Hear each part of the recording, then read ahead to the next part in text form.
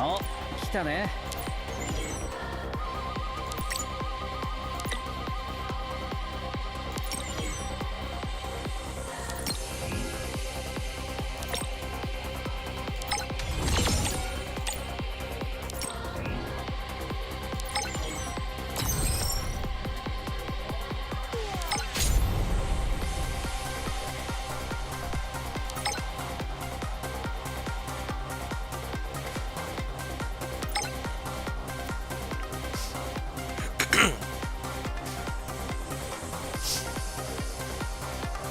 目標地点に到着。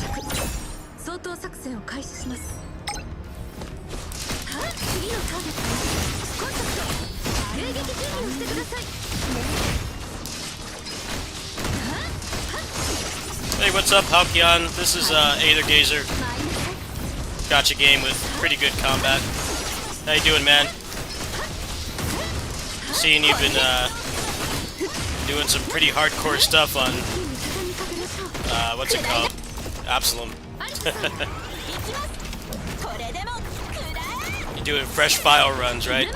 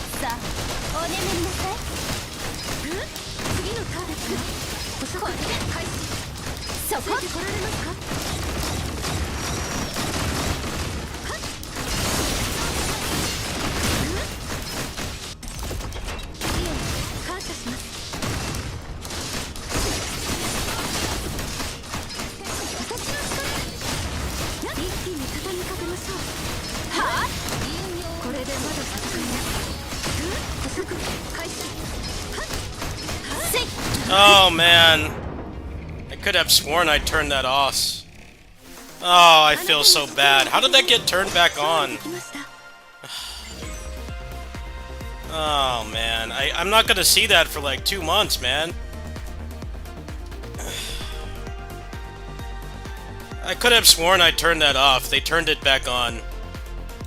If you want to support me, you gotta use this link. I feel so bad. I turned off Super Chat for this exact reason. It's not your fault. It's not your fault, but yeah, I won't see that for 2 months. It's Google trying to take a cut. That sucks, man. Thank you, though. Yeah, that's exactly why I removed that, because I feel bad when people donate and they think that I'm gonna get it right away. I could have sworn I turned that off a couple months ago. They turned it back on because the site doesn't want you to have any kind of agency. Well, thank you anyway, though. Yeah, I kind of wasn't putting my donate link there, but yeah, that's the best way to support me. Yeah, thank you. It's not your fault. Don't feel bad about it. I feel bad that those fuckers turned it back on. Yeah, it's deceptive. It makes people feel bad for you know, supporting the streamer. Imagine if, like, you know, somebody needed money for, like, you know, a car payment or, like, rent or something. Something more urgent than, you know, like, buying a video game, right? And somebody donated, like, $500 to help you with your rent. And they did it with Super Chat. It's like, well, you know, you would be very thankful, of course, but you wouldn't see it for, like, months. Yeah. Thank you, though. That's very nice of you. Thank you. By all means, don't feel like that's your fault. It's not your fault at all. Twitch does the same thing. Twitch does the exact same thing. It's deceptive marketing.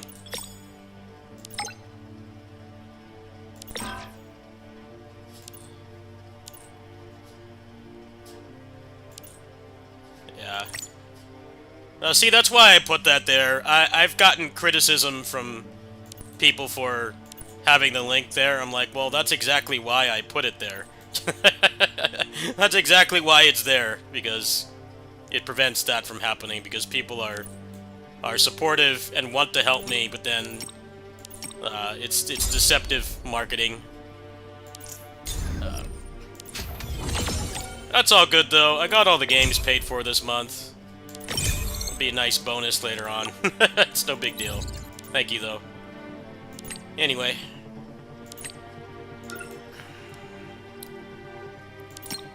Let's see, what's the best thing to do here? I'm trying to get another couple pulls. I guess I should do dimensional variable. Get 800 from that. Yeah. That's the way to go. Alright, let's do that.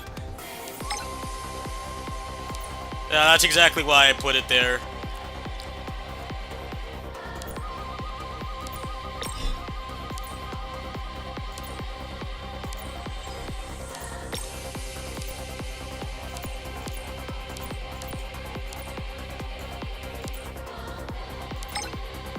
Oh, thank you. Thank you so much, man. Yeah, no hard feelings. It's not your fault. It's Google's fault, as always. Thank you.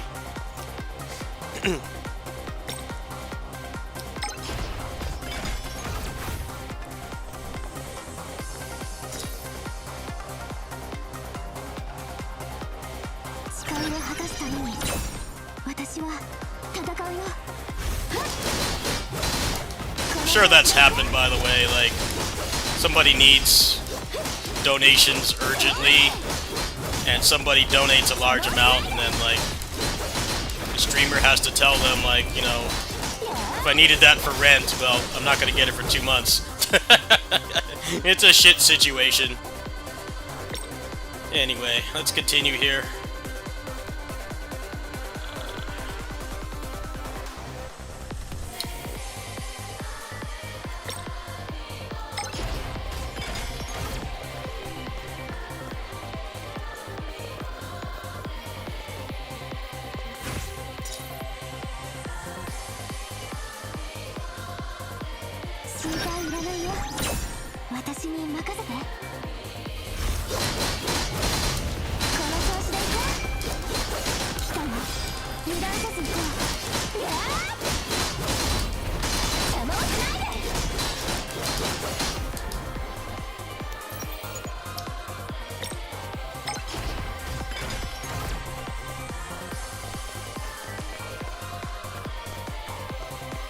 Yeah, like with, at least on here,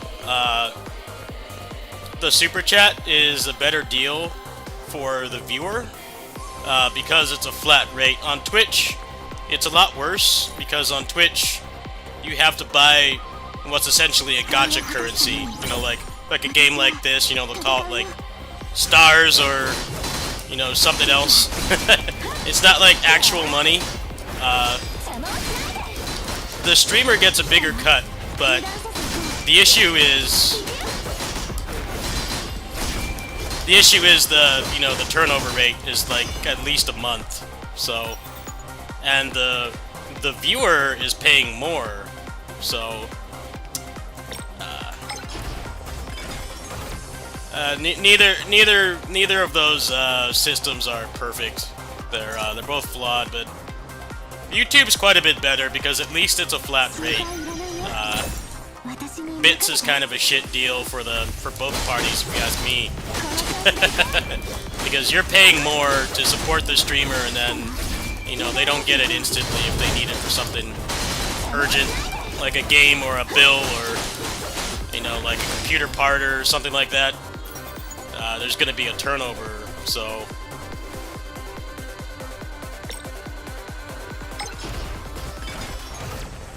Twitch has been pretty bad lately. They've been really ramping up their ways to make money. It's starting to feel like a gacha game, like what I'm playing. Been getting all these notifications to keep up my watch streak. I'm like, it's not a gacha game. Like, why are they trying to introduce FOMO to watching streams? They're like really desperate to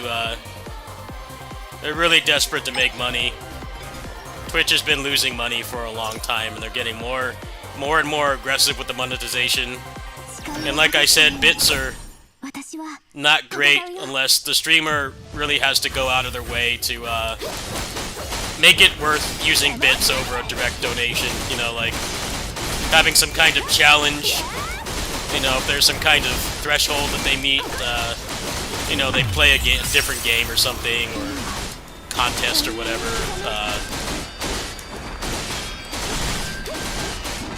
They've gotten very aggressive how they monetize. I got one that I emailed that I got a gift sub. It's like, well, it's great that I got a gift sub, but I don't have the money to make it a permanent sub. It's trying everything. They've been getting a lot of threats from Amazon to start making money, and it's just not working.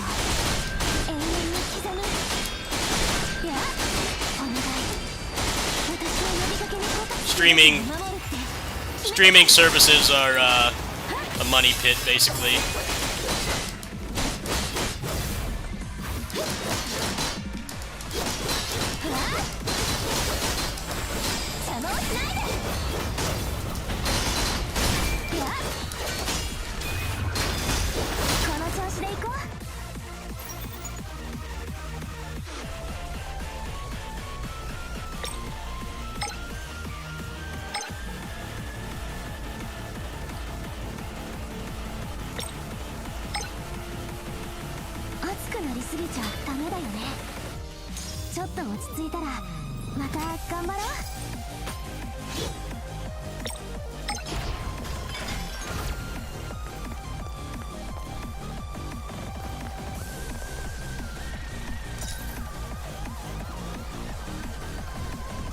Well, you're not missing much streaming on Twitch.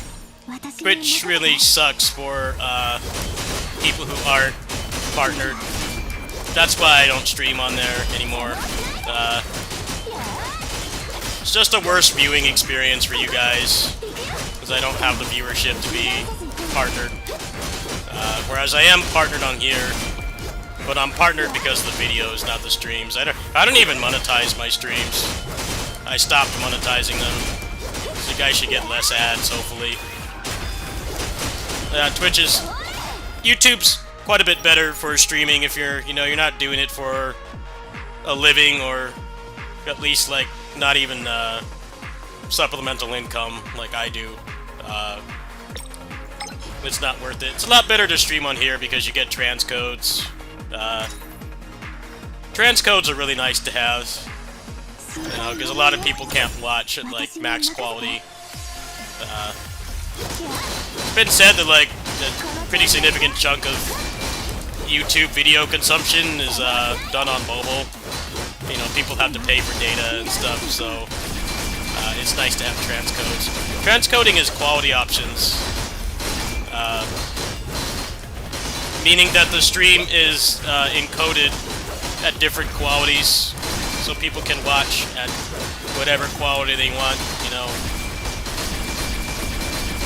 Like, you know, if you're on, like, work Wi-Fi, right, and you got a lunch break, or you have some kind of job where you can use your phone, obviously you'd want max quality, right? But if you're away from Wi-Fi, you know, you're on the train or whatever, a lot of people don't watch at max quality because of the data consumption, depending on their mobile plan. So, that's like the main reason I don't stream on Twitch anymore.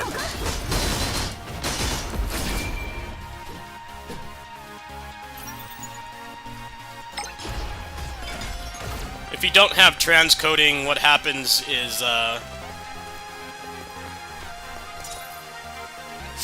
you don't have transcoding, what happens is the video is streamed at the max quality, which is pretty shit for viewership, like I said.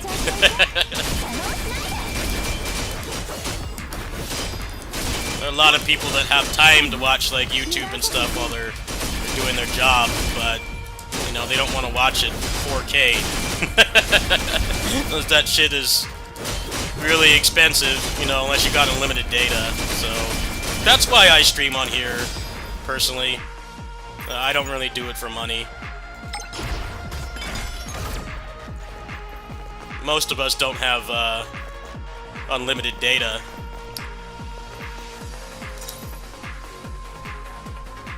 Don't want to burn through like your whole months of data watching a stream like this. You know, people can watch it 480p if they want, use a lot less data, and still be able to watch. But on Twitch, you need like a certain viewer threshold, unless you're partnered. If you're partnered, you always have transcoding. But if you're an affiliate, you only get it sometimes, which I find pretty shit for viewership. I've had times where my internet's been messed up and like I couldn't watch anybody who didn't have transcoding. Like I legit couldn't watch because my internet was messed up and we were getting slower speed. So all I could watch was partnered streamers, basically. Which I think is part of what they're trying to do. They're trying to funnel you to big streamers instead of like nobodies like me. That's totally part of what they're trying to do. You know, if your internet is slow, the only choice you have is to watch a big streamer. They want to de-incentivize watching a nobody like me. Maybe streaming more interesting things, but, you know, I just don't have big dick viewership. But yeah, I hope that explains it. It's pretty complicated stuff. Like, when I'm out, for instance, I don't really watch anything at max quality, unless I have access to Wi-Fi. I'll totally knock it down to standard definition to not use data.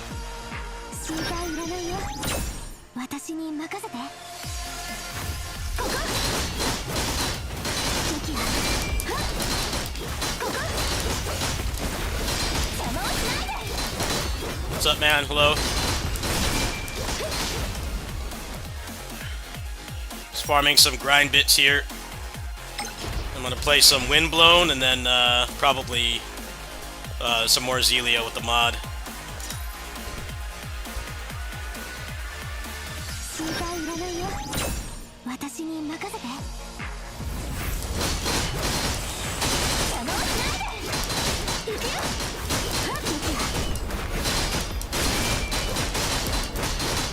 And my viewership is considerably better on here than it was when I was streaming on Twitch, and I get all the benefits of being partnered that I don't get on Twitch. Just wasn't really any reason to stream on there anymore.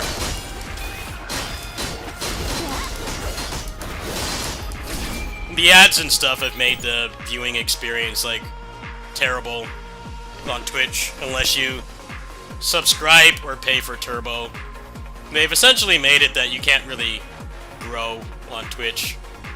It's not like it's much better on here, but it is better. It is still better. Like, people just realistically aren't going to watch a small viewership stream like mine, versus somebody that they're already subscribed to, because you get inundated with ads. And, like, it's always a risk watching a new streamer. They might be really annoying or whatever.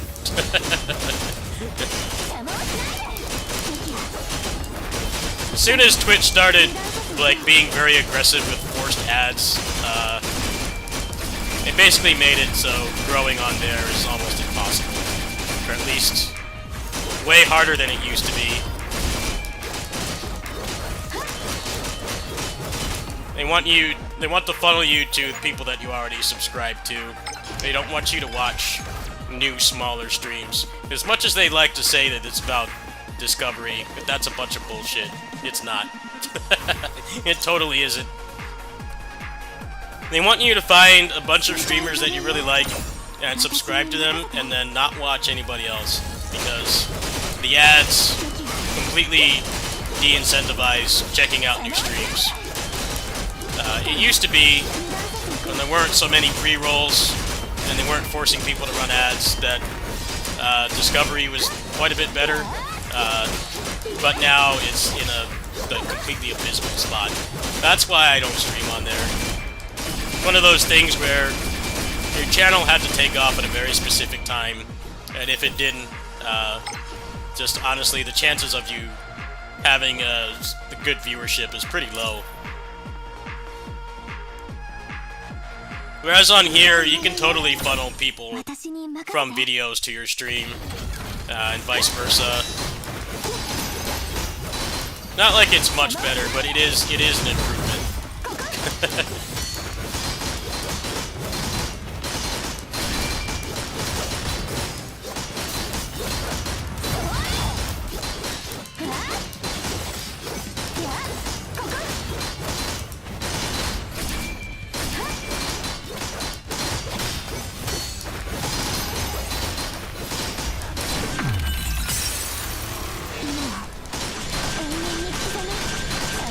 People very quickly figured out that running ads was a loss in profit, so now Twitch is incredibly aggressive with running ads. They force people to run ads. You have to. Whereas the people that were making them the most money were not running ads, because it was a net loss in profit for those people. And those people are making a living off it, right? None of them are running ads. So Twitch came in and decided they needed to put a stop to that.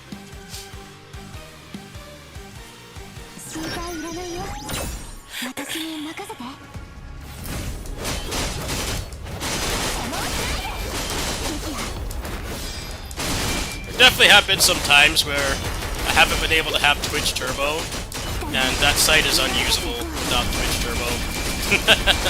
Without Twitch Turbo, or like I said, subscribing to a very small amount of streams.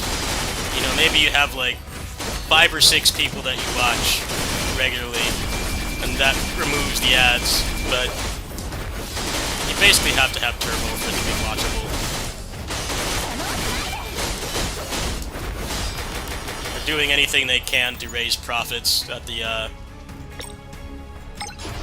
expense of the viewers and the streamers, pretty much, when you think about it. It's at the expense of everybody, really. The streamers don't want to run ads, and then viewers don't want to take the plunge and try to watch somebody new and get, like, inundated with ads. So, I don't think anybody really benefits from it with Twitch.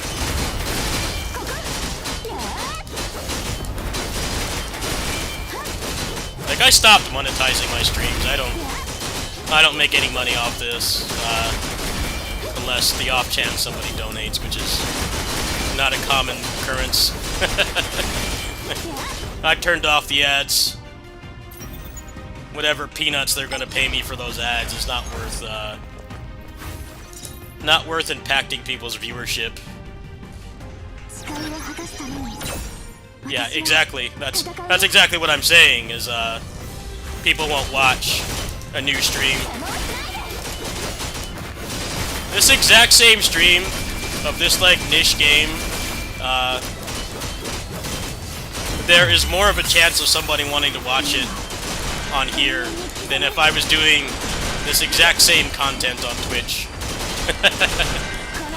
Because on Twitch I don't have a partnership.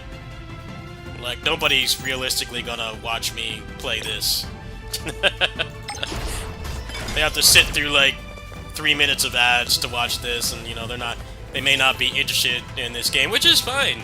Nothing wrong with that, but I wouldn't fault anybody for clicking on a stream like this and like, I don't really like this kind of game, but you know, you can't find out until you sit through a bunch of ads.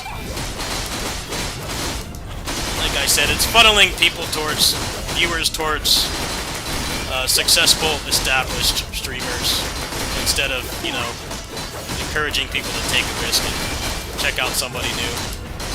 Which, of course, if you're starting streaming now, is really bad.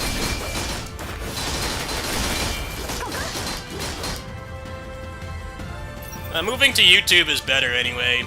The other thing is that they started introducing a nerf on how much you can store in your highlights, because people weren't deleting them. Oh, that's something that happened last year, earlier this year actually, is they made it so you can only have like 100 hours, which really sucks for people who do longer streams, people who do like longer speed runs and stuff. Like, basically all of them move their stuff over here. That's the other reason as well. Amazon is really on their ass to start making money, so they've made the experience worse for everybody. Whether you stream or not, it's worse. A lot of people basically have to scramble to get all their VODs and stuff off there, because it's all got to get deleted. There were people who had like thousands of hours of highlights or VODs, and they had to basically get it down to 100 hours, which, depending on the type of content you stream, could be very difficult. If you're doing like speed runs that are multiple hours long, or you're doing like long streams of games blind, you have to find a way to get that down to 100 hours. I do not have that problem on here. People can watch streams from 8 years ago if they want to. I have no limitation. So, yeah, my decision to retire from Twitch streaming was maybe not the best decision financially, but for you guys, it's a better experience in every way, basically. The VODs are here permanently. There's transcoding. Don't really have all the emotes and stuff, but I'm pretty much a minimalist streamer anyway. I don't really have any notifications or noises or anything. Probably make more money if I did that, but I don't know. Doing that kind of stuff can make you money, but it can also scare people away, because loud noises and things. The text-to-speech. That's the strat to make a lot of money, but it doesn't work for everybody. It really depends on the kind of people that are watching you.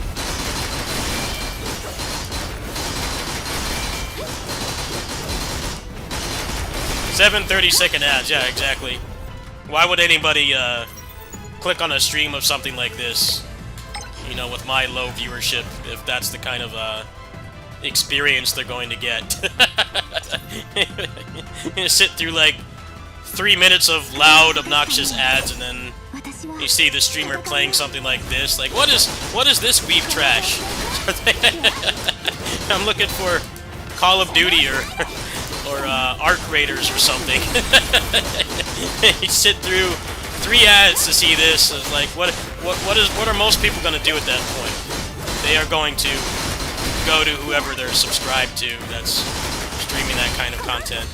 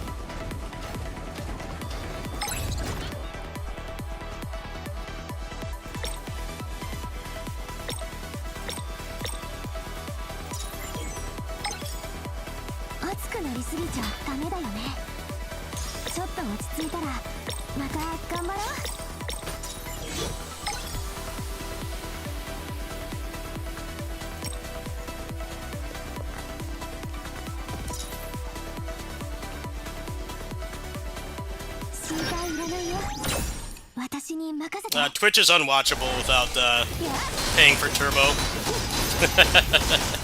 Turbo is basically the only way that Twitch is watchable.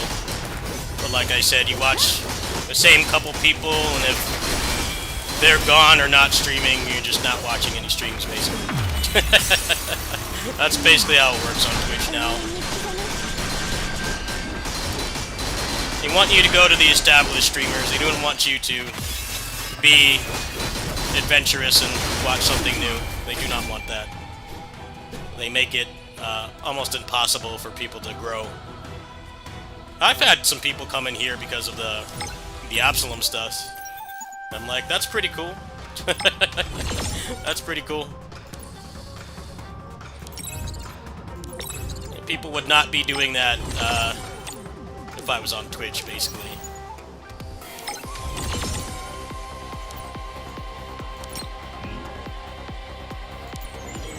Yeah, exactly. I avoid that stuff. It'd probably be a little bit better off financially, but I avoid it. I understand why people do it, though. It's effective.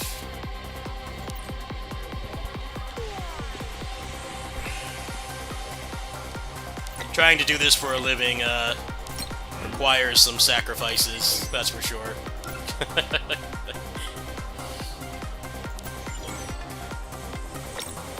Luckily, I gave up on that ages ago. I deserve it, but I'm not going to get it, so I'd like to just keep it minimalist.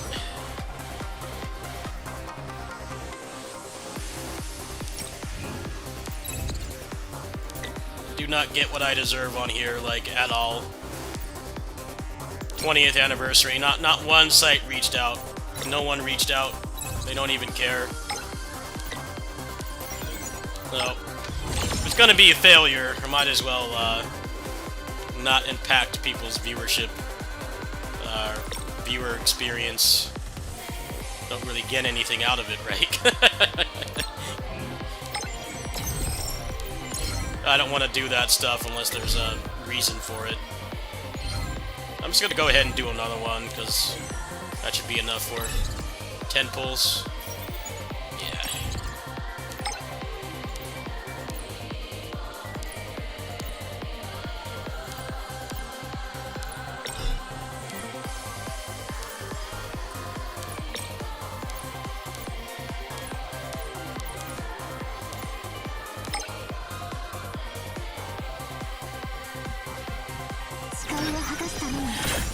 私は戦うよ。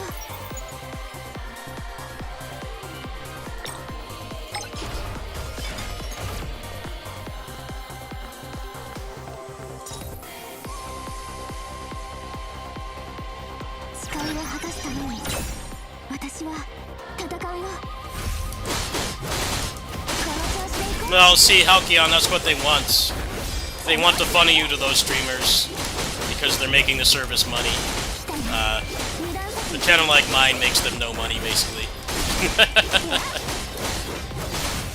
And they ensure that, you know, a stream of my size and the types of games I play that are usually not flavor of the month or established things, you know, never going to get any kind of viewership because of the ads. And people are going to want to see whatever the hot new game is, which I do sometimes, but not on a regular basis. Yeah, I'm going to be doing it with the new Zelda Musou tonight, but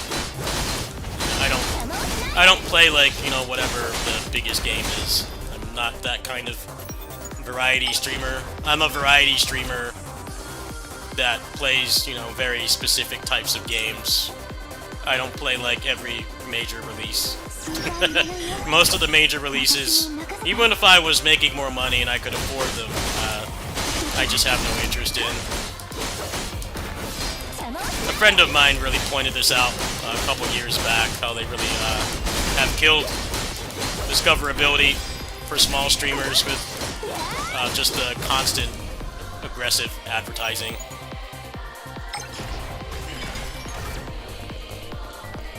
It's pretty much the same thing that streaming services are doing, right? Streaming services do the exact same thing. They keep raising the price to watch without ads, and what that does is it keeps people subscribed to whatever one they're watching. They won't want to subscribe to another one because they know they don't pay extra. You know, you're inundated with ads.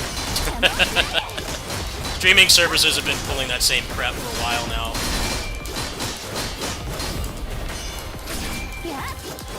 It's basically blackmail. It really is. Netflix decided to like jack up the price to not watch without ads. It's like, well, you have to pay for it, right? You're too used to not having the advertising. And when you pay that much more, it prevents you from subscribing to another service. You gotta go through that same cycle again.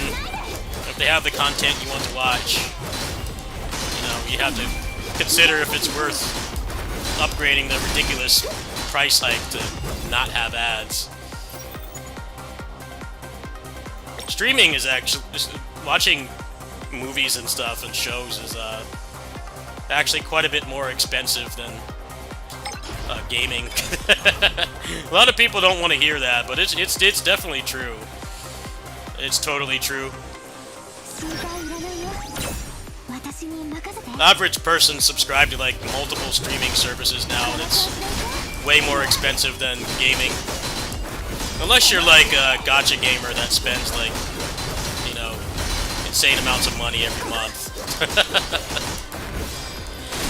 But for people who play traditional one-time purchase games with like DLC and stuff, it actually is a lot cheaper than streaming services right now.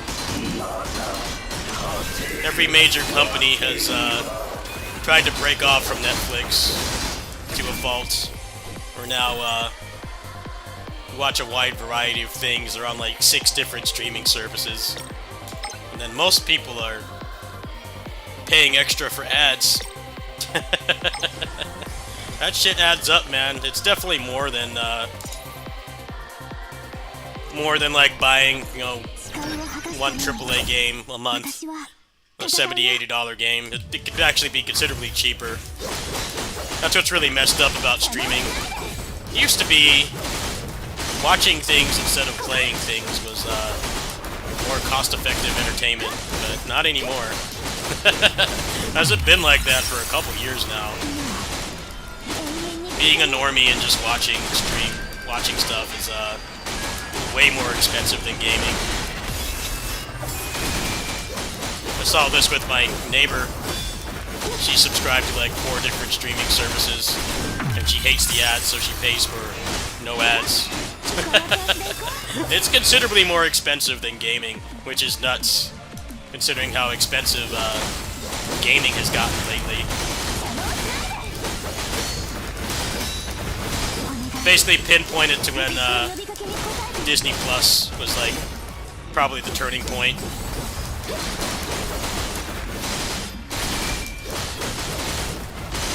Like Disney stuff used to be on Netflix, but then they broke off.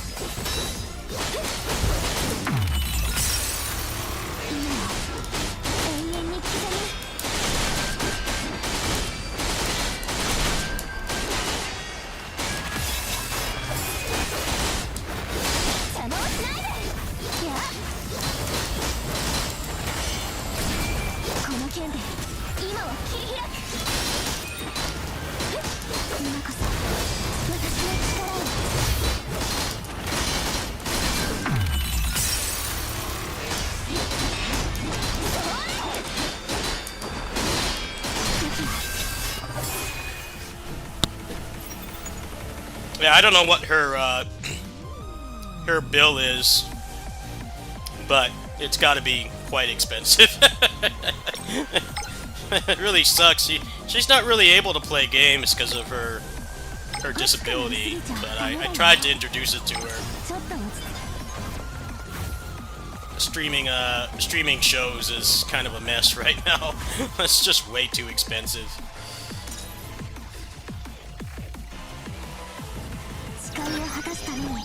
All the services are basically trying to annoy you with ads so that you pay for ad-free watching. And then of course that creates tribalism, just like these gacha games I'm playing. You know, invest a lot in one of these, you're not going to be willing to try out a new one. You don't want to leave your investment behind. Streaming services are basically using the same tactics that these games use.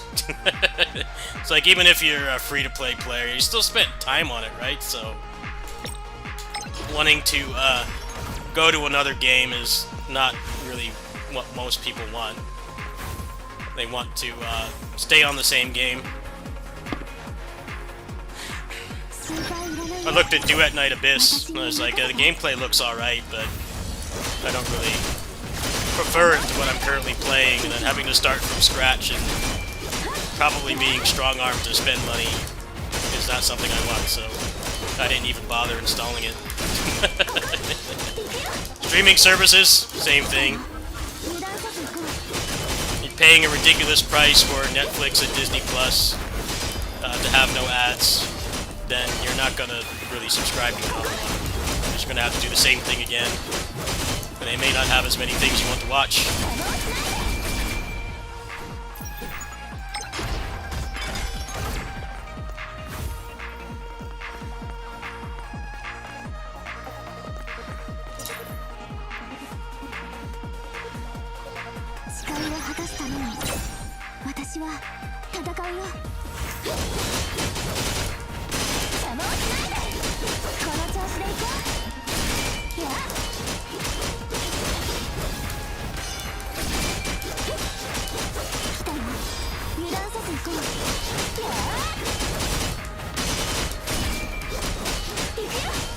You can't turn off the screen shake? That's crazy, man. For a game of that size, that's nuts. I'm glad I didn't install that game then. The screen shake also gives me a headache. Luckily, the screen shake in this game is pretty minimal. But you can't turn it off in this game either. It really sucks. That should be the standard. I can't believe that they don't let you turn that off. That's really dumb. It's already kind of a hard game to play for a lot of people because of how quickly you move and turning the camera and things. That's pretty nuts. I thought about giving that game a chance. Now there's no chance at all. I will not play that game. They won't even install it.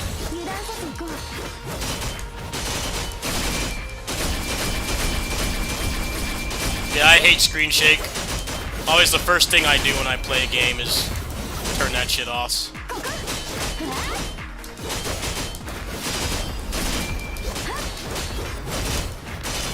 Still got a long way to go with video game accessibility, that's for sure. It's gotten better the past, like, 10 years or so, but then you'll have a big game like that, somehow not have it. Not have the ability to turn it off. It's, like, really deranged, honestly.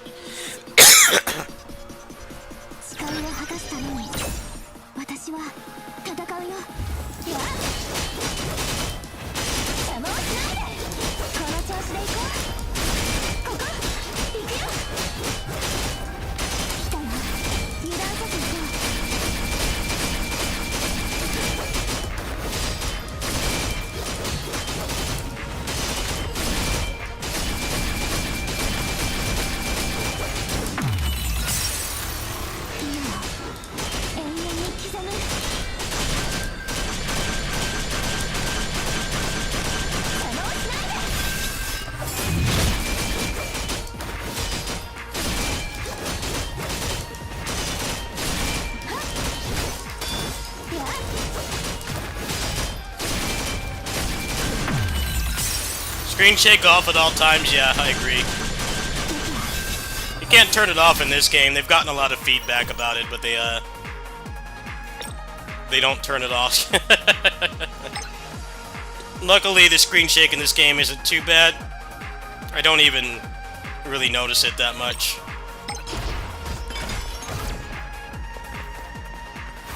But I definitely would prefer if it was not there.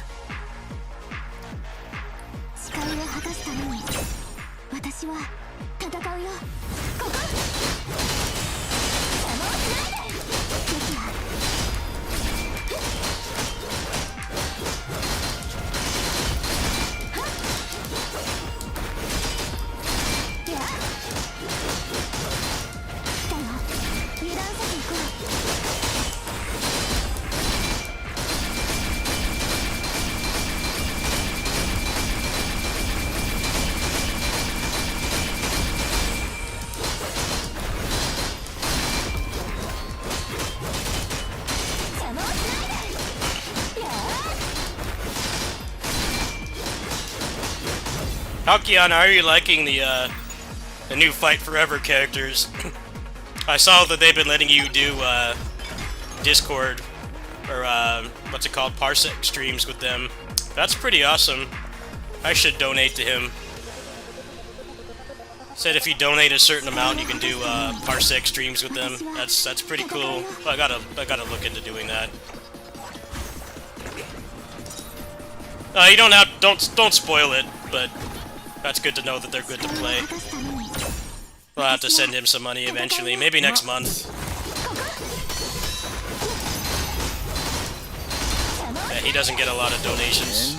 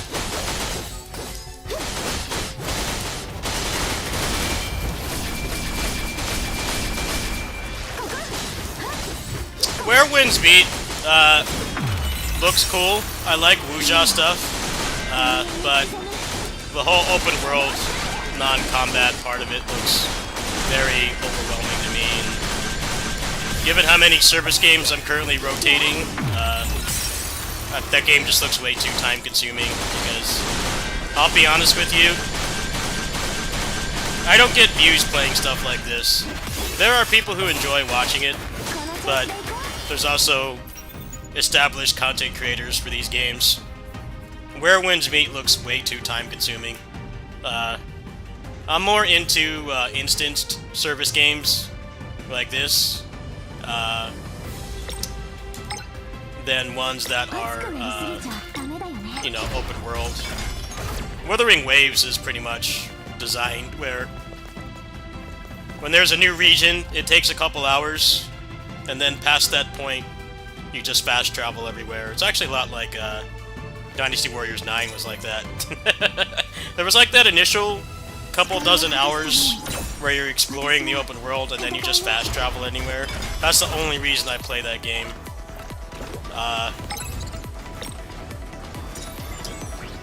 Where Winds Meet, the combat looks like something I would enjoy, but I'm just not into the whole life sim stuff. Like, it's not something I've ever really cared for. Solo Leveling Arise Overdrive. Yeah, I'll probably get that one. I applied for a key, but they seem to only want people with big EPs to get keys, so I'll probably buy that. Now, Where Winds Meet, I tried the previous playtest, and then I watched other people playing it and saw that it was, you know, you gotta grow plants and do all this other stuff. I'm like, nah, that's not really for me. I understand people like immersion-heavy games like that. I just never really cared for stuff like that. I'm an old head from the arcade era. I just like stuff like this. The kind of service games I really enjoy. And also, considering I'm a variety streamer that plays like at least one or two premium games like every month, I want to make sure there's time for that over juggling like 6 different gacha games, and like even if I don't spend money on them, it's still like time consuming. I'm not really the market for that game. I am sort of. I like Wuja stuff, but the rest of it not so much.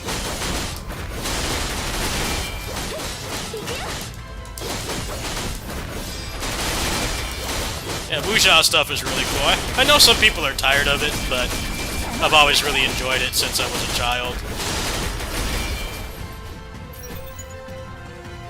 Wuthering Waves was kind of like that at the launch, but then they copied the way that Genshin does it, and like each continent is based on a different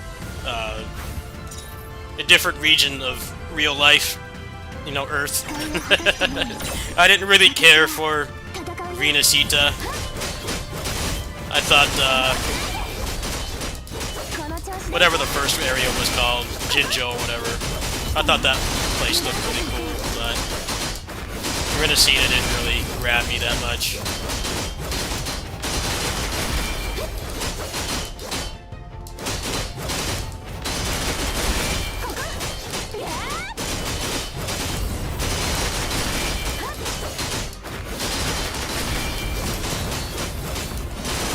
Where Winds Meet is probably very time-consuming to take seriously.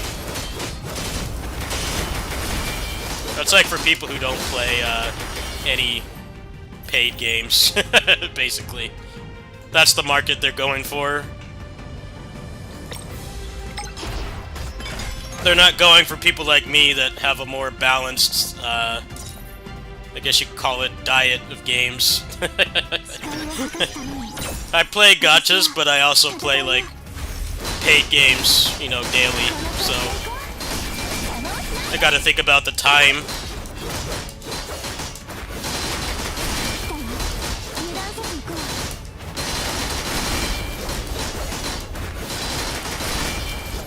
None of the gachas I'm playing right now are very time-consuming at all.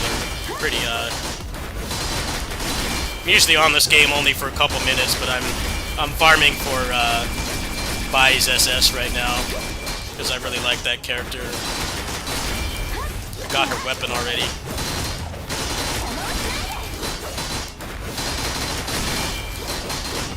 Otherwise, I would have been off this game already. You guys watch my streams regularly. I'm usually on PGR for like no more than a couple minutes a day. It's like very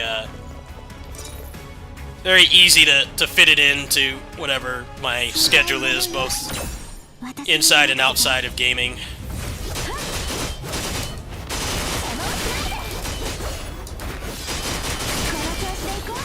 For instance, this game and PGR are playable on Steam Deck, so when I'm working at my neighbor's house, I totally do my dailies over there. I totally do it over there, like, constantly.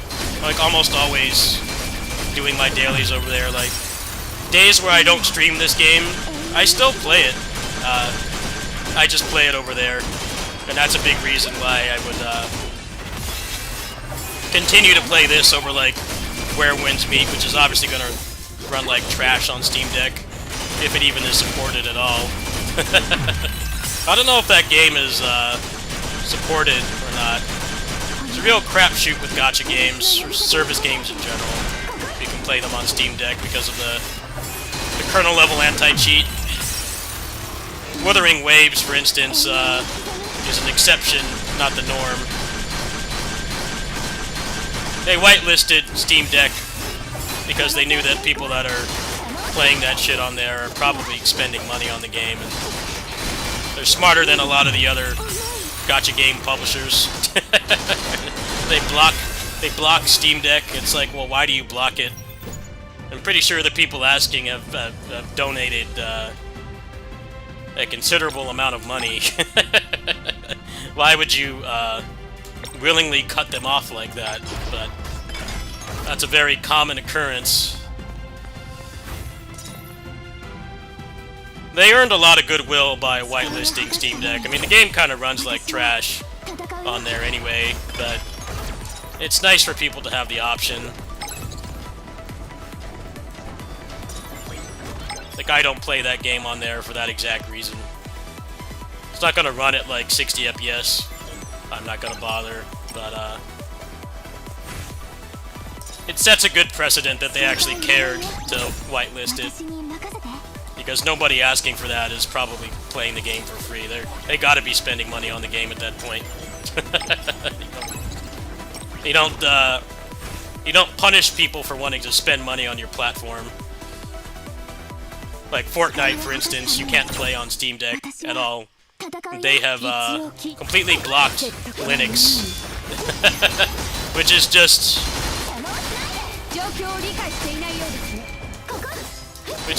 I don't know, insane to me. There's obviously a market of people that would like to play that game, but they completely have blocked Linux entirely.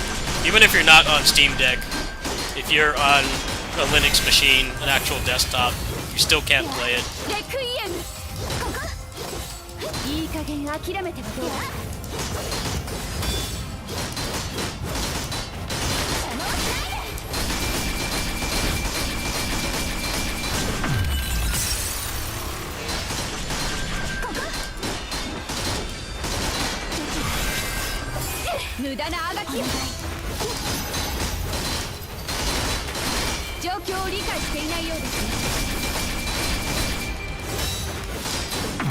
I mean, this game and PGR treat you a lot better than Wuthering Waves because they need a lot less money to operate.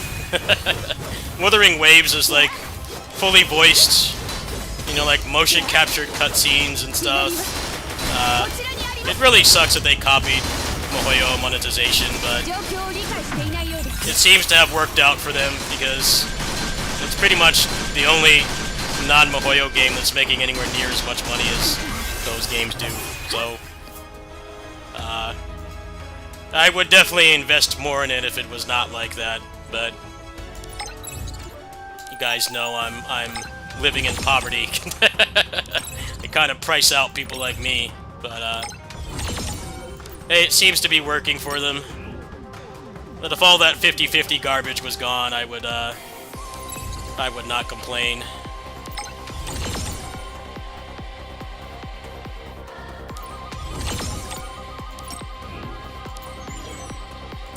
What's up, man? Hello.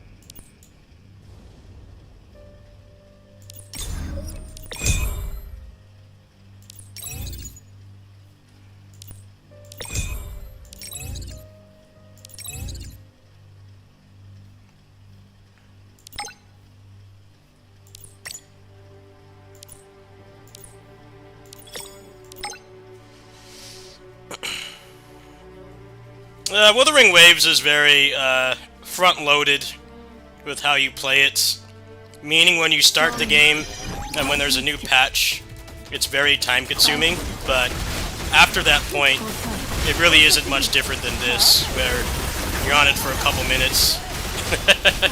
That's actually one of the things that people complain about with that game right now, is that this patch that they're on has, like, no gameplay, no combat events at all, so it's pretty much do the events and your dailies and then log offs. Which to those people is a detriment, but I actually played it quite a bit more this patch because of that. Yeah, Wuthering Waves is very front-loaded. That's how much you have to play it. The new patch, you gotta sit through all those cutscenes you can't skip, and you know, everything else. But then after that, you're on it for like a couple minutes a day. It's really not much different than this, you know, when there's a dimensional variable season or like a new story or something, you're on it considerably longer, but then like after you do that, it's very easy to maintain. Problem with Wuthering Waves is right now they have like no combat events, so if that's the reason you're playing it over, you know, exploration or story or immersion, there's like nothing to do in the game right now.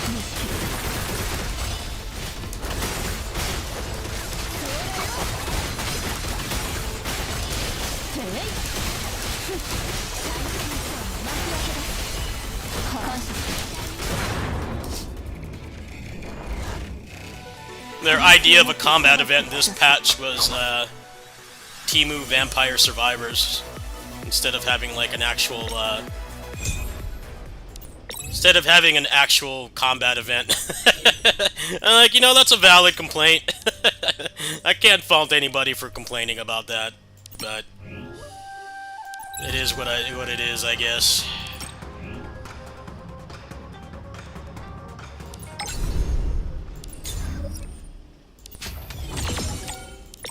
Sometimes these gacha games will do anything in their power to, like, not let you fight things. The Temu Vampire Survivors was, like, very uninteresting. It felt very half-baked. It's like they needed something for you to do, but they didn't have anything actually interesting. It was also too easy. it was considerably easier than like an actual Vampire Survivors clone.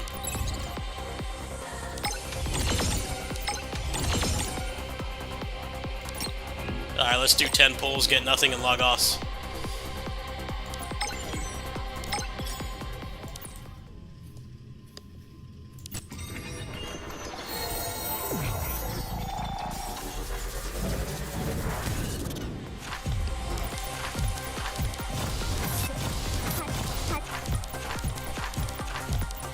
That's it for the Gazer, folks. Thanks for watching. All that grinding for nothing. Nothing, man.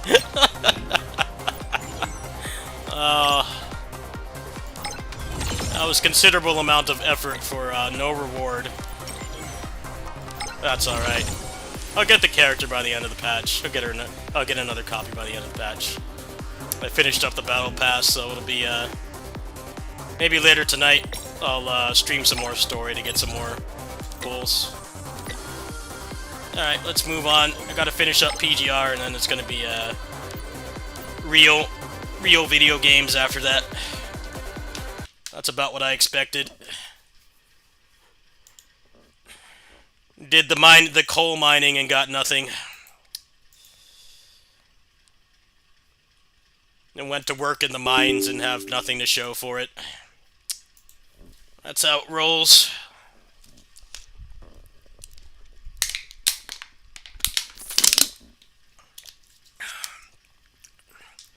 I'll be right back. I'm going to use the bathroom. Let me log in first. Should only take like 20 more pulls to get another copy with soft pity. Should be able to get it. Probably farm up another 10 pulls. Maybe not today because of Zelda, but probably tomorrow. Well, actually, I'll probably do some off-stream, so I have to work with the kiddies tonight. Alright, let me use the bathroom really quick. I'll be right back.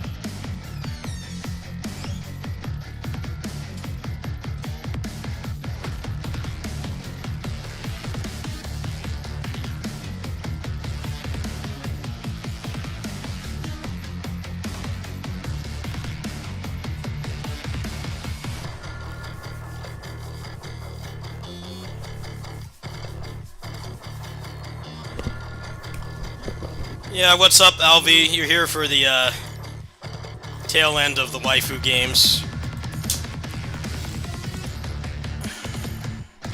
Just finished up Aether Gazer, finished up the Dimensional Variable season, farmed up 10 pulls and got jack shit, so finish up Warzone and Pain Cage on this, and then I'm probably gonna play some real premium games after this. Finish this up.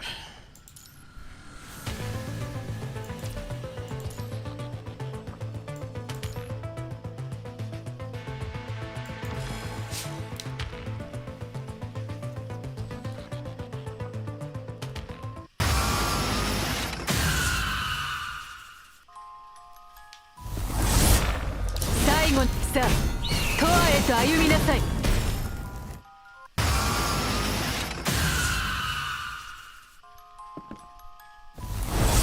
哀れ最後の情けです。九竜は生き続き生死の輪廻よ冠をまとえ。生死競争安寧の時。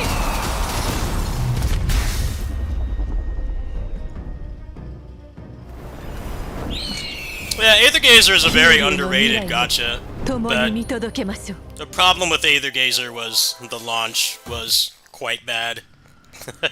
I mean, I shouldn't say quite bad, but compared to its most direct competition at the time, which was this game, it was just worse in every way. They've made it a lot better, and it has things about it I like more than this, but at launch, it was not the best. Moveset design was just really bad and one-dimensional and boring. They've made it a lot better. To the point where playing as one character doesn't feel like as much of a detriment as it used to be. That was kind of the problem with Wuthering, not Wuthering, but Aether Gazer. The moveset design was just trash. They made like one rotation for every character, and then you mashed the attack button because you couldn't play as your teammates. But now the movesets are quite a bit better. You can be more aggressive and keep attacking. That definitely was not the case at launch. At launch, that game was... At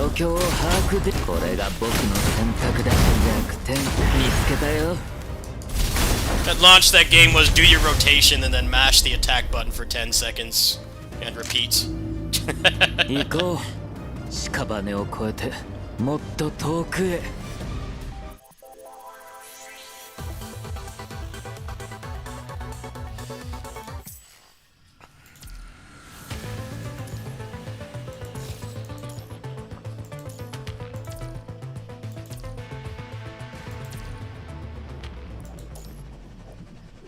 People have every right to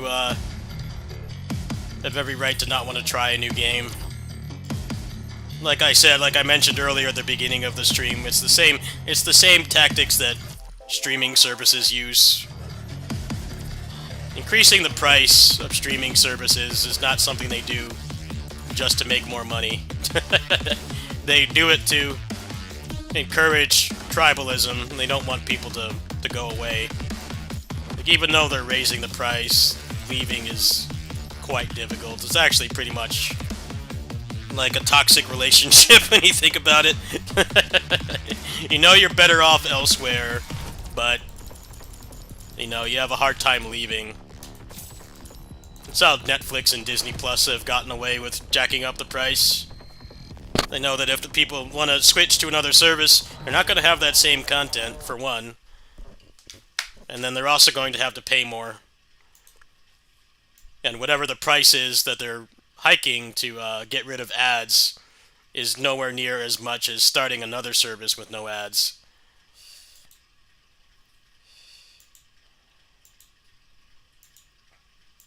There definitely are some games where it's very clear that the game won't survive. They make really stupid mistakes, like at the beginning, and then, you know, the game just can't recover. Aether Gazer has recovered for the most part. The biggest problem right now is that they just did that patch where pretty much all the Japanese voice acting got deleted, and they gave us 10 free pulls for it. And then they stopped doing English voice acting like ages ago.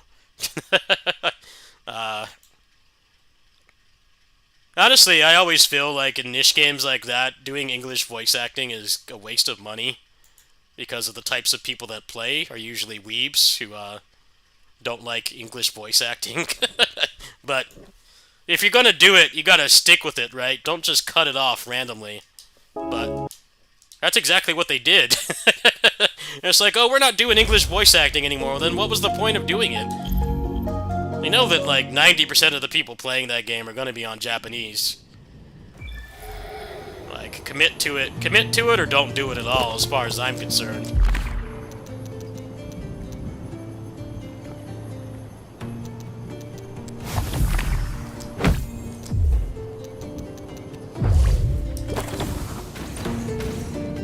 I don't understand why they make decisions like that. Wuthering Waves was the same as well with, you know, they hired British voice actors because the time zone difference was a lot lighter than from America, but then they told them to not have a British accent. It's like, well, what sense does it make to hire British people and tell them to sound American?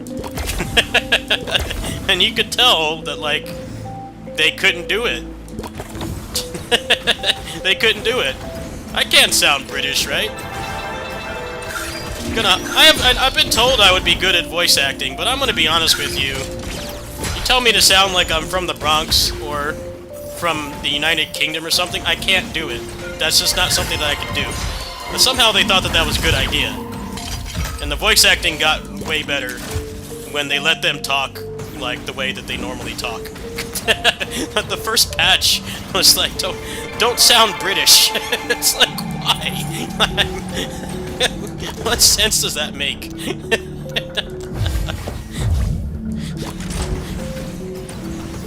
It's like doing like Japanese voice acting but telling them to only speak English, even though it's not their native language, just deranged. Now the voice acting is getting a lot of compliments because people actually like the British accents.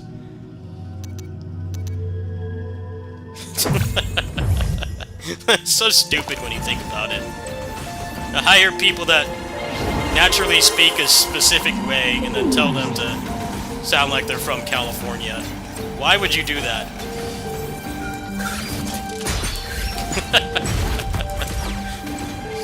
Brain damaged.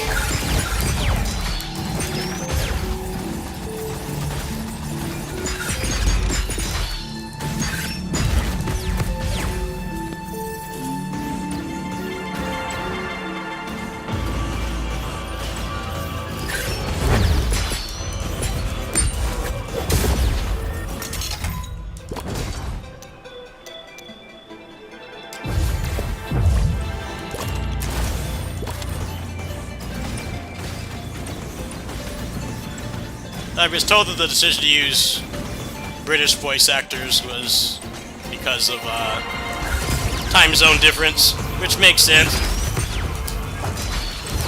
But then they just told them to sound like an American, which didn't work very well. They were not able to do that.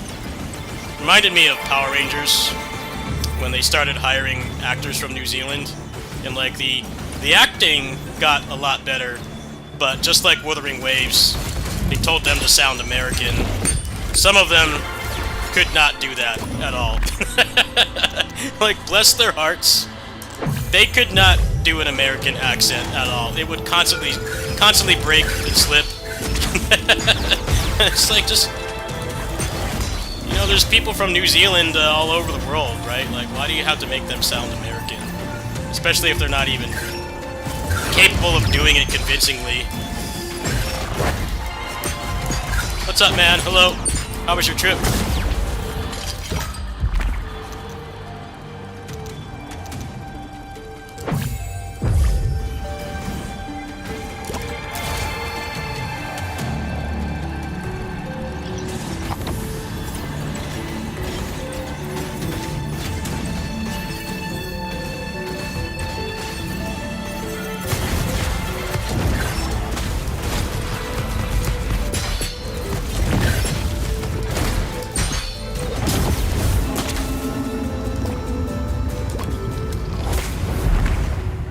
That's awesome.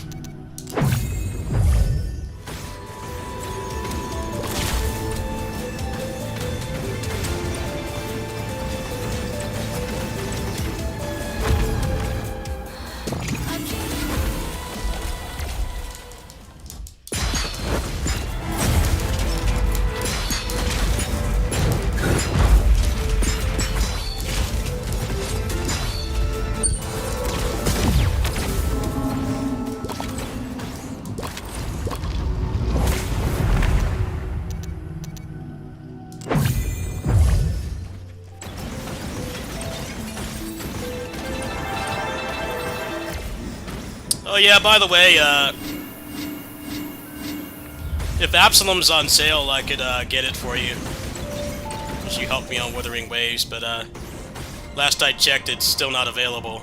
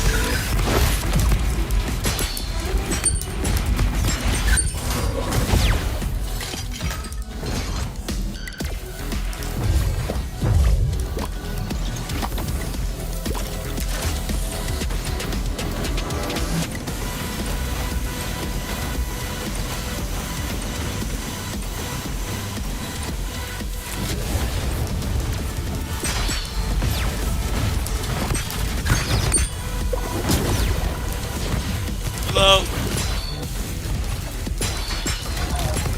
I've been doing better lately. Still flat broke and everything as usual, but mental health has improved quite a bit. Just haven't been in the best mood since my 20th anniversary. Didn't go very well, but it's alright. Definitely try to reach out to more sites and see if they want to cover my story, but I doubt it.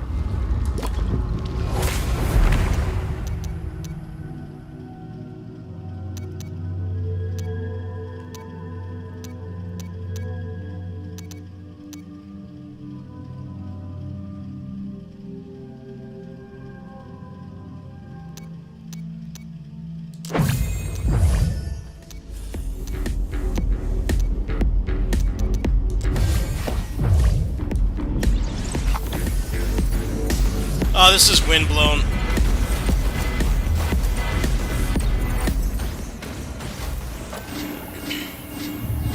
I just finished up with the gacha portion of the stream, which was Aether Gazer and PGR, and now I'm playing real games. I call them real games. I do a little bit of both, mix it up.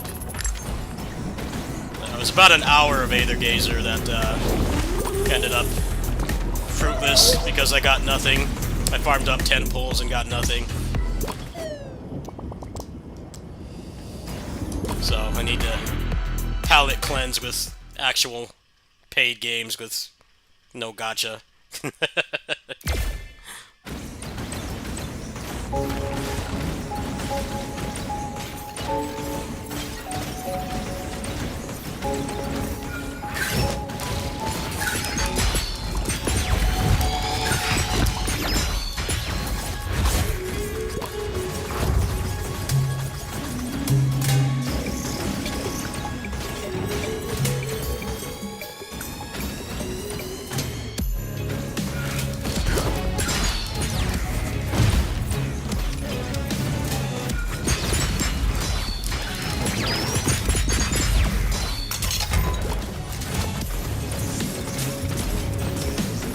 I'll be doing Zelda Musou tonight, by the way. Like the title says, I already bought it. That'll be tonight after I finish working with the kiddies. So probably around 9:30, 10-ish.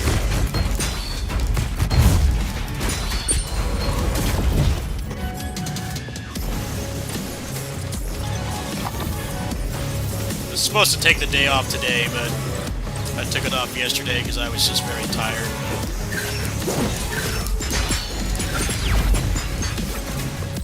It's alright though, it doesn't come out till 9 anyway, as far as I can tell. No reason to not work today. It's not going to come out till 9, that's when I'm normally feeding them anyway.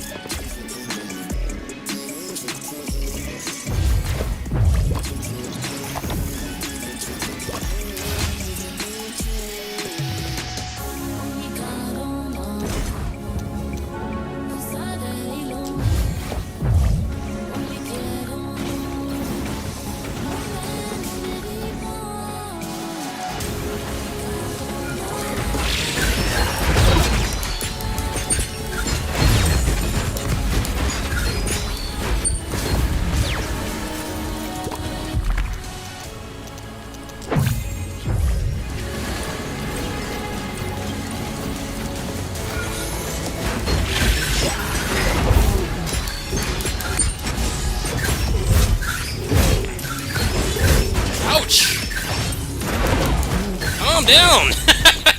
Calm down! That's about it, but that's why I didn't take that room with the money. I'm not used to these enemies yet. That's totally my fault. I should have healed. Shit happens. Maybe I think I'll just go on Tails instead of playing this. This probably isn't too interesting to watch because I'm bad at it. Yeah, we'll go on Tails with the boss counter mod. We'll go on Tails instead of this. Probably play this some more tonight, off stream.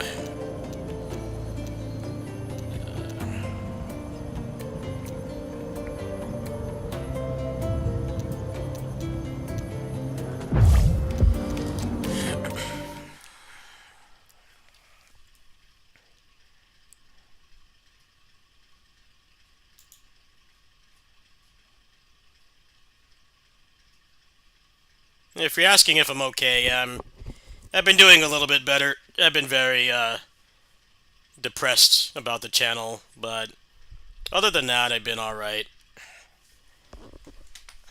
I heard that Lithero retired because of constantly getting demonetized, so I know it's not my fault, but it does suck to put 2 decades of your life into this and, you know, barely scrape by still. But I know that it's not my fault. site doesn't reward honesty or passion or integrity.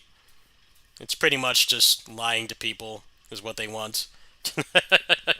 They do not want you to actually like what you're doing or talk about positive things or cover things that you actually organically enjoy. They want, you know, drama. Need to make videos about drama or lie to people.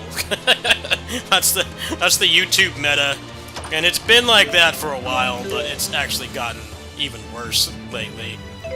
That's just the only thing that, you know, the algorithm will promote. It will not promote anything else. Can't really fault people for doing it, but I definitely think it's made watching things on here very mentally draining, and I don't really like that. I try to make positive things, you know, I get frustrated easily, and I get depressed over the state of my channel and how little I make, but I'd still like to think I make good content despite that. I know that's worth something.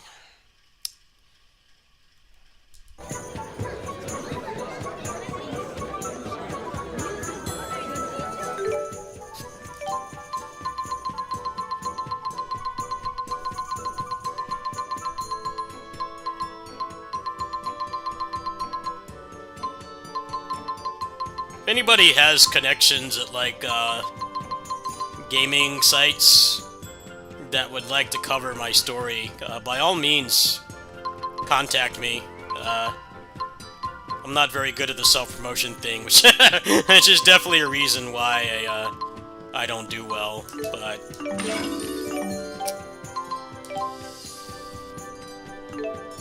I should definitely put more effort into that.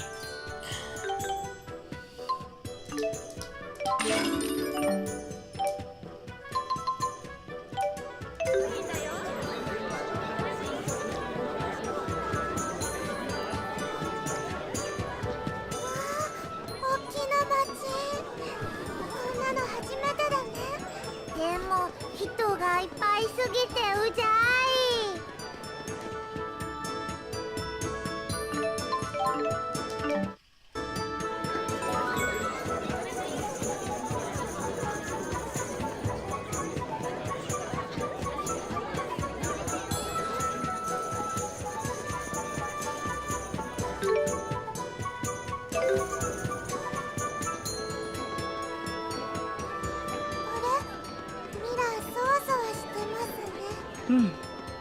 どうやら始め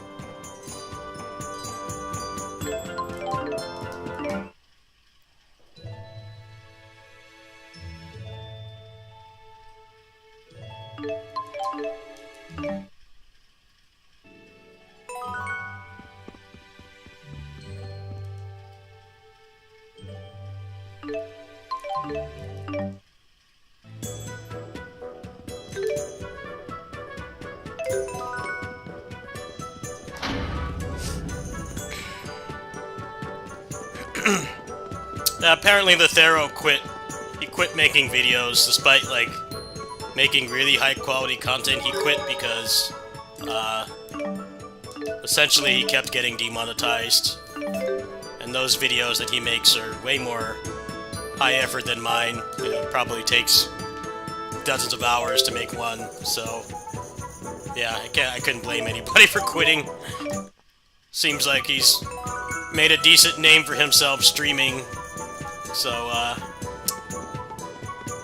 streaming is quite a bit easier than making YouTube videos, especially high-effort ones. And the risk of it doing bad or getting demonetized is so high.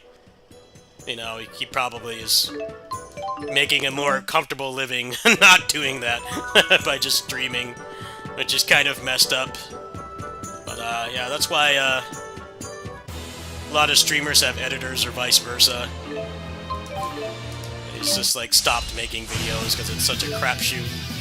状況に応じた戦闘メンバーの交代は戦術の基本、チームワークの見せ所ですよ。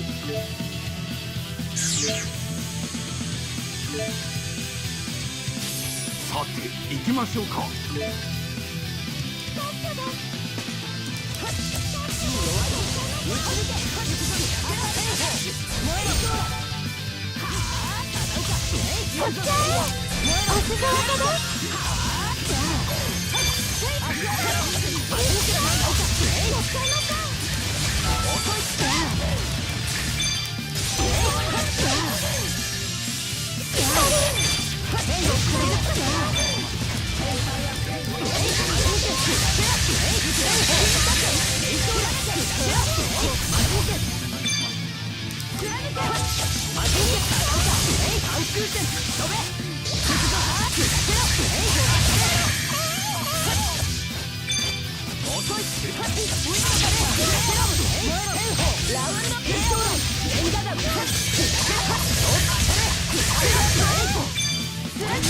コンダクターってどういう意味よ。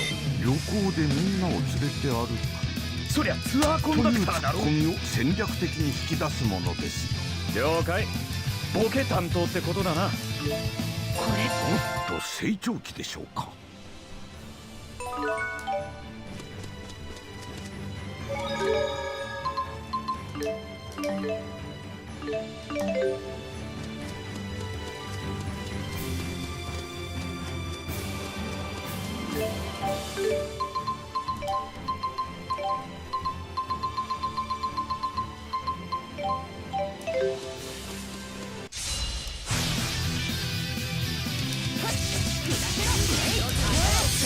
Machine Ninka's on.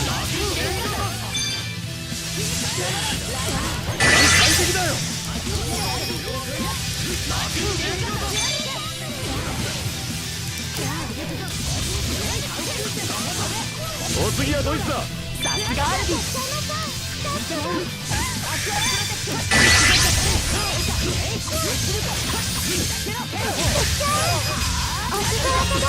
よしいける。やるじゃないか。マジンレンガタ敵はひるんだぞ。レンガタ敵はひるんだぞ。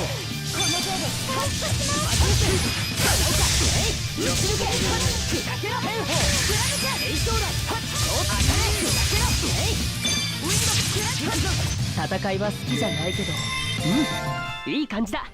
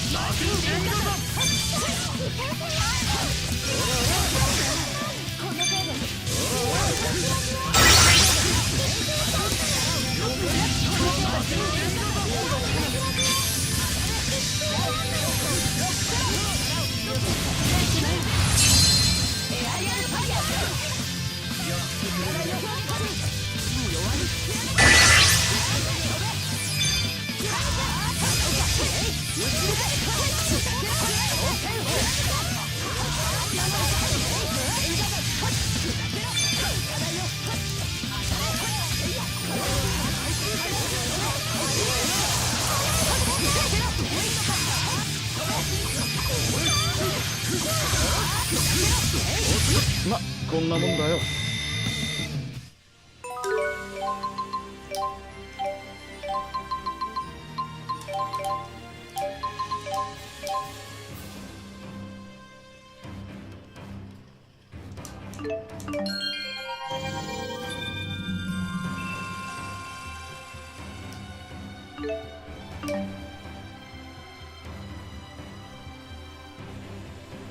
What moves we got here? Got Hanyojin and Tenshokyuk. Or Tenshoku, sorry. Hitenshoku.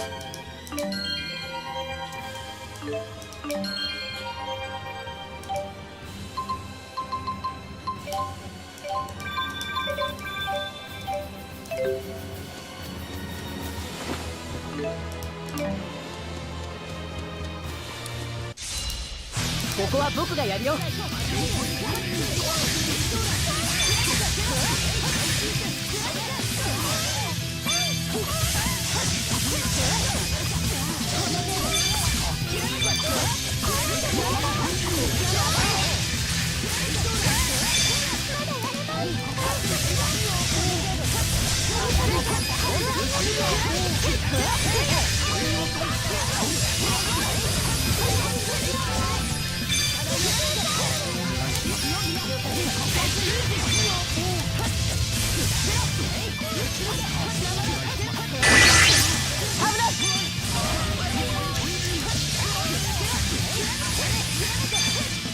後に回る。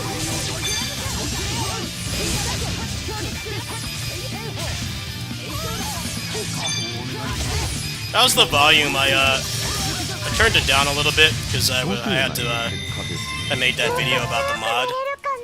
How's the volume? I could turn it up a little bit. Tales games are either like extremely loud, so you can't hear the person commentating, or they're very quiet and like no in between. But maybe I can turn up the voice volume a little bit.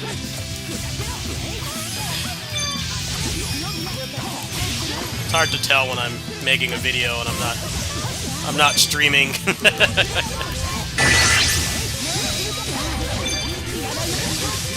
Sweet. Inkadan.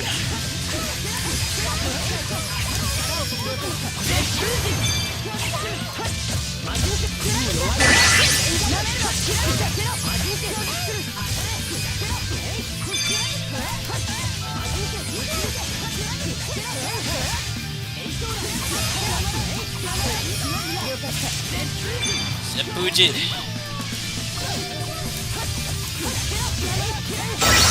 いい将来。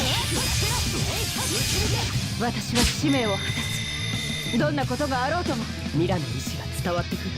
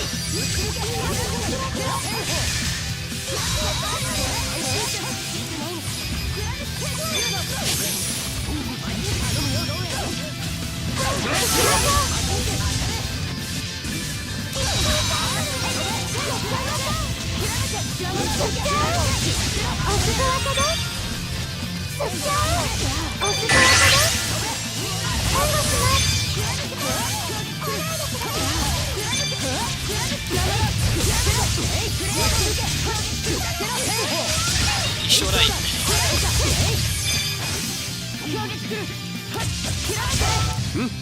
It's pretty cool how Steel or A Shodai is a restand. This game's got some pretty sick combat. Zelia 1, Zelia 2 are like peak LMBS combat, but this game is particularly held back by the bosses teching out constantly, so melee combat is not very viable, but the mod does fix that.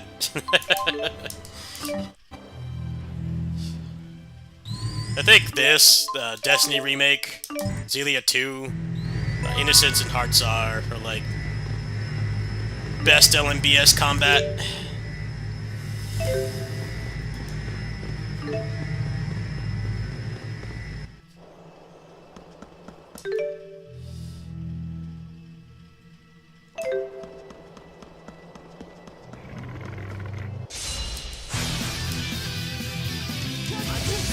Sad that the LMBS is dead now. No more LMBS. It's gone. Retired. Sucks, man.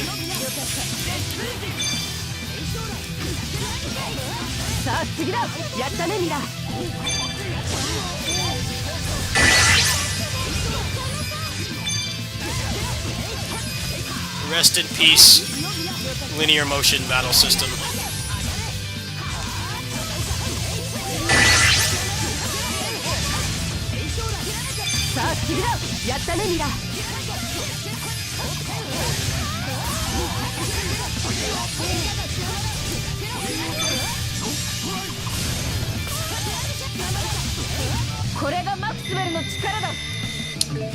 Korida Maxwell 力だ。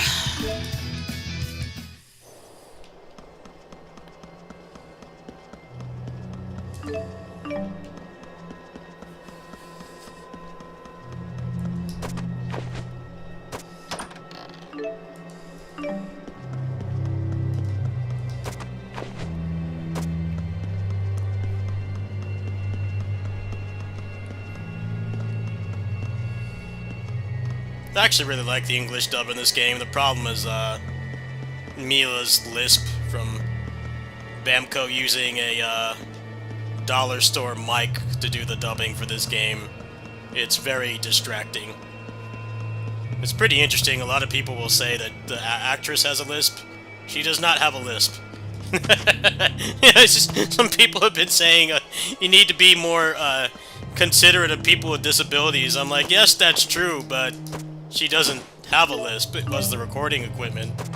If you played the second game in English, she does not have a lisp. You can't just magically heal something like that. That's a physical disability. Yeah, it's very distracting. They must have just like taken the first take of every line, basically, speed run the dubbing. It's pretty convincing, though. It does sound like she actually has a lisp, but she does not. It's Bamco cheaping out as always. It's like they recorded the second one like a year later, so can't just magically not have a lisp anymore.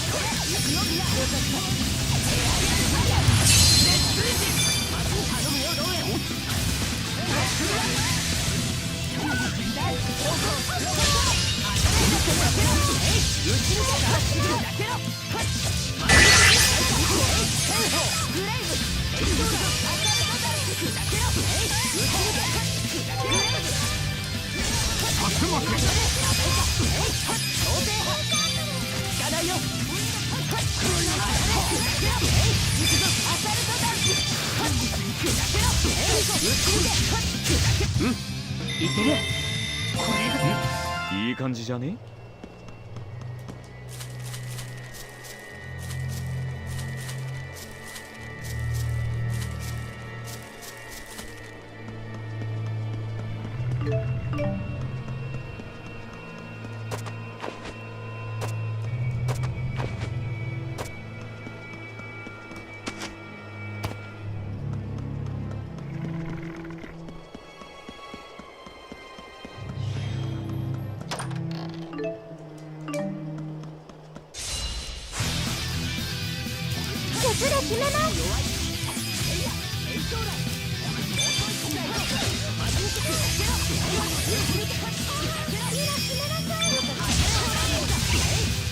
援護に回る。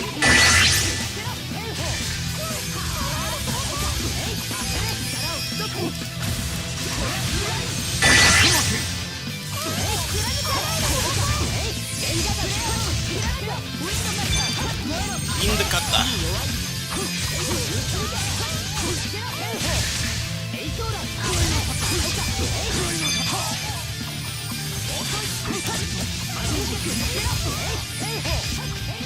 このまま決めろ。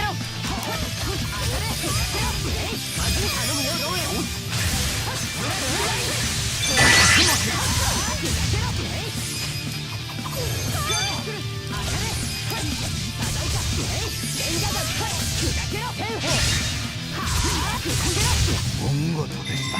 ローエンこそこれからもどうぞよろしく。一つ壁を越えたようですね。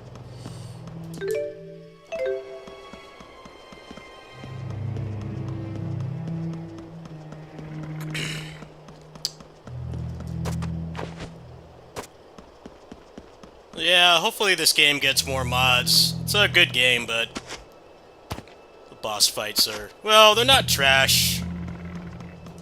Saying they're trash is a bit unfair.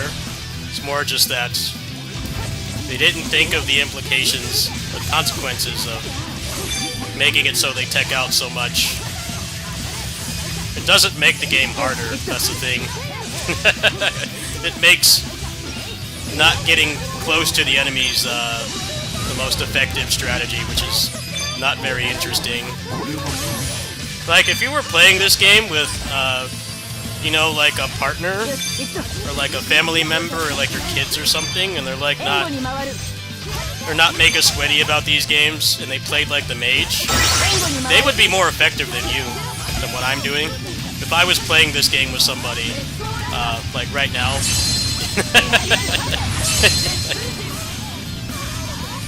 if I was playing this with like my neighbor or something who is not a hardcore gamer, like they could be more effective in combat than what I'm doing currently, which is actually using the battle system. That's just very poorly designed. I don't know why they thought that that was a good idea. They really wanted to stop people like me from breaking the game, and it's like, well, you made it easier to break. If you've ever seen a speedrun for this game, it is actually the optimal way to play, which is really weird. Like, Zelia 2, for instance, is a much harder speedrun than this game is, because you basically have to do a really long combo to finish the game quickly. It takes skill to do that. There is nothing in this game that takes anywhere near that much skill. This game is brain-dead easy speedrun compared to Zelia 2. Zelia 2, about like an hour in, you have to fight Terrabronk. You have to fight Terrabronk and basically do like an infinite combo. And if you mess it up, the run is over, because it gives you like 50 levels. Like, you have to do it. This game, it's pretty much just Rowan and Elise spamming magic. Jude is basically just there to take aggro.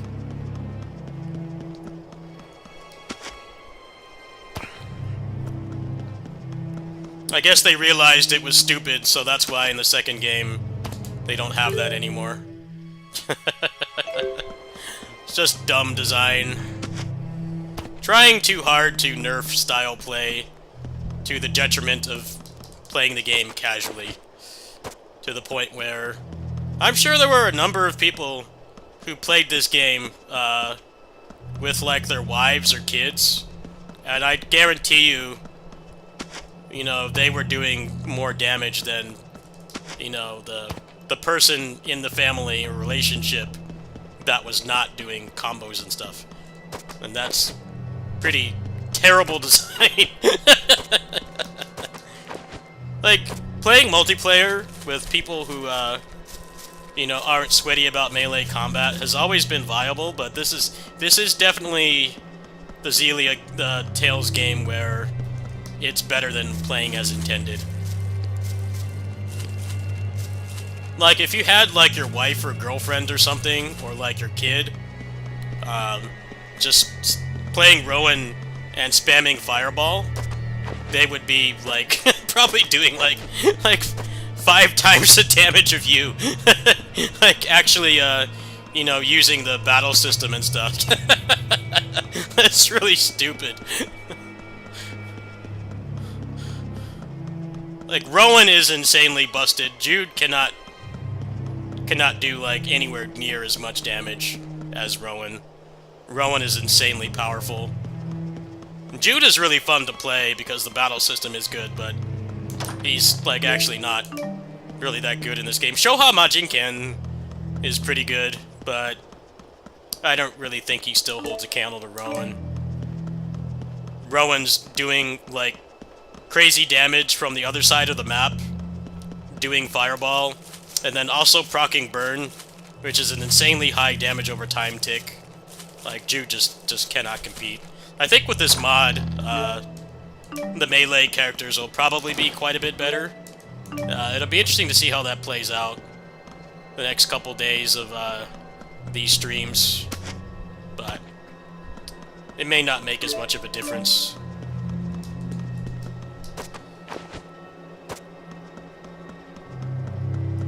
Shit, there's probably people playing this with, like, their sons or daughters. Probably doing more damage playing Rowan.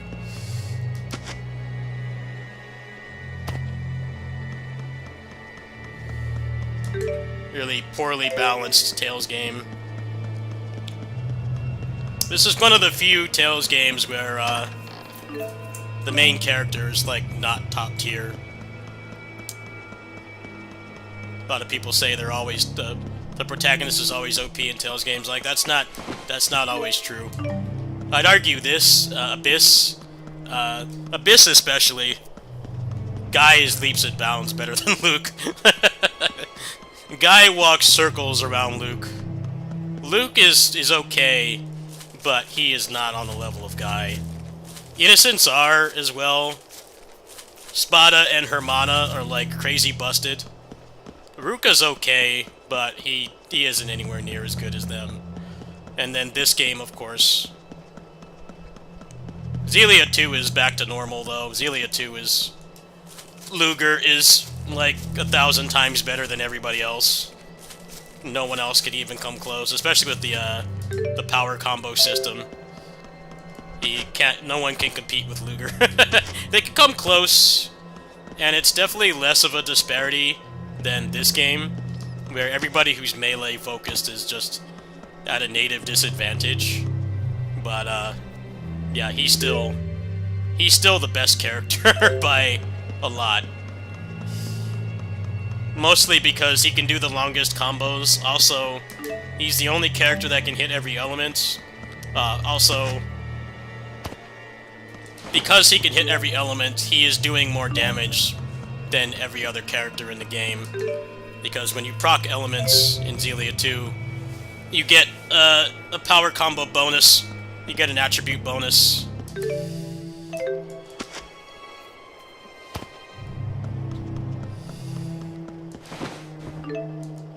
Luger can basically combo every boss to death by himself.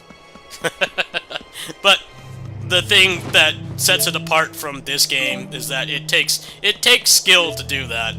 He is not an easy character to play at all. I mean, there are some things like the Corpse Shell Infinite you can do is pretty busted, but playing on like the harder difficulties, you do have to like actually engage with the combo system. I think he's probably one of the most fun Tales protagonists they've ever done, but I think as much as people complain about him being OP,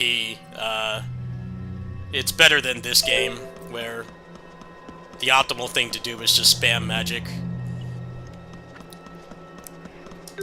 And like, the enemies aren't equipped to deal with you spamming magic from the end of the screen. That's the problem. There's like no, they have no counterplay for ranged combat. They have counterplay for melee to a fault, where you can barely combo anything, but they are sitting ducks. They're completely helpless if you're spamming magic. There's nothing they can do. I guess they realized how poorly they designed the game, because in Zelia 2, that's not an issue. Jude, despite being heavily nerfed in 2, he's a lot slower. They slowed him down a lot. He's still probably better than this game without mods, because he can actually combo things instead of being limited. That's why it's cool to be able to play this version of Jude with actually being able to combo things. That's always what I wanted, because he's really fun in this game. Some of the new moves he got are pretty cool. I like some of the moves, like Horyu Busou Kyaku. I don't remember the English name, but that move is pretty fun. Let's like call it like Hoarfrost or something. I don't always know the English names, because I played this in Japanese when it came out. Innocence and Heartsar as well, so I know the names of those moves. I don't know the English ones sometimes. I never thought that they'd bring out Heartsar over here. Heartsar got localized like over a year later, basically, and there was no hint that it was ever coming. It just kind of happened randomly. I don't remember which way you're supposed to go.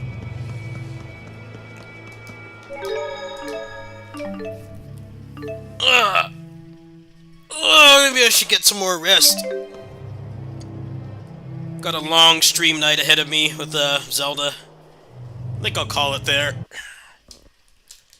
Take a break. Come back later. Probably after I eat. I'll do some more Zelia. Want to record some more boss fights with the mod, but my brain is just fried right now. I feel like a game journalist. I need to get some more rest. Thanks for watching, everybody. For stream content today, I think I'm going to take a bit of a nap, and then I got some pizza to warm up. And then after that, I'll come back and do some more Zelia. And then tonight, there probably won't be a kitty sitting stream tonight. It's going to depend on what I can play. If I do, it'll probably be like retro. Maybe like Knights of Valor or like some old games or something. Or King Static maybe, because King Static is a kitty sitting stream game. The graphics in that are low enough that I can stream it. But then when I get back, probably not going to be like instantly when the game releases, because I do have to work over there tonight. I will be playing Zelda Musou. So when I come back, I'll probably do some testing to make sure that the stream quality is good for Zelda, so I can knock that out and not have to fight with it later. So I'll probably do some tests later, and then I'll be doing Zelda. So probably 2 more streams today, actually. 1 in the afternoon. I'll see you guys later. Thanks for watching.